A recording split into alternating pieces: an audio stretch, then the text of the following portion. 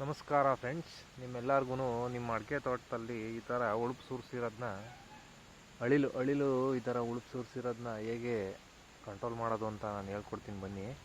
ಭಾಳ ಸಿಂಪಲ್ಲು, ಕಡಿಮೆ ಖರ್ಚು, ತುಂಬ ಕಡಿಮೆ ಖರ್ಚು, ಇದಕ್ಕೇನು ಜಾಸ್ತಿ ಬೇಕಾಗಲ್ಲ. ಮೊದಲನೇದಾಗಿ ಈ ಥರ ರ್ಯಾಟೋಲ್ ಅಂತನ ಗೊಬ್ಬರದ ಅಂಗಡಿಗಳಲ್ಲಿ ಸಿಗುತ್ತೆ.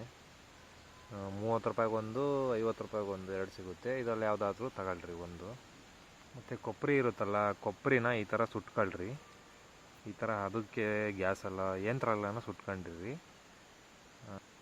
ಆಮೇಲೆ ಬಂದು ಒಂದು 10 ರೂಪಾಯಿದು ಮಳೆ ತಗೊಳ್ರಿ. ಇದನ್ನು ಇಷ್ಟು ಈ ಸೈಜ್ ಇರಲಿ ಮಳೆ, ಒಂದು 10 ರೂಪಾಯಿಗೆ ತಗೊಳ್ರಿ ಸಾಕು, ಜಾಸ್ತಿ ಏನು ಬೇಡ. ಈ 3 ಐಟಮ್ ಬೇಕಾಗೋದು. ಅದಕ್ಕೆ ಹೆಂಗೆ ಮಾಡೋದು ಅಂತ ಹೇಳ್ತೀನಿ ನಾನು.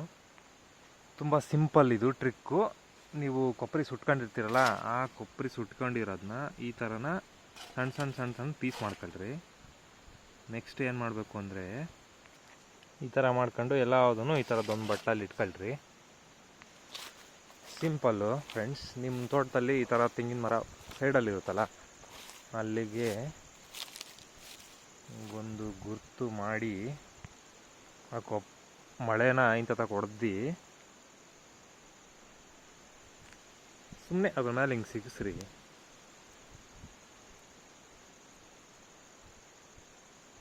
ಸಿಗಿಸ್ಬಿಟ್ಟು ಈ ಪೇಸ್ಟ್ ಇರುತ್ತಲ್ಲ, ಇದನ್ನು ಹಂಗೆ ಅದ್ರ ಮೇಲೆ ಹಾಕ್ರಿ. ಅಷ್ಟೇ ಫ್ರೆಂಡ್ಸ್ ನೀವು ಮಾಡಬೇಕಾಗಿರೋದು.